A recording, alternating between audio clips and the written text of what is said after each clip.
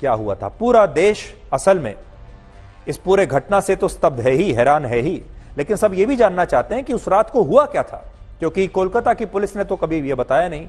अब CBI investigate कर रही है, सीबीआई से पता चला है कि उस रात को क्या हुआ था।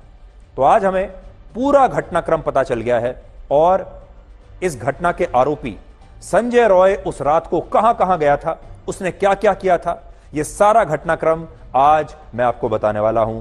और इस बात का भी आज हम विश्लेषण करेंगे कि क्या इस घटना को मुख्यमंत्री ममता बनर्जी की पुलिस रोक सकती थी, क्या वो महिला डॉक्टर आज जिंदा हो सकती थी, रह सकती थी।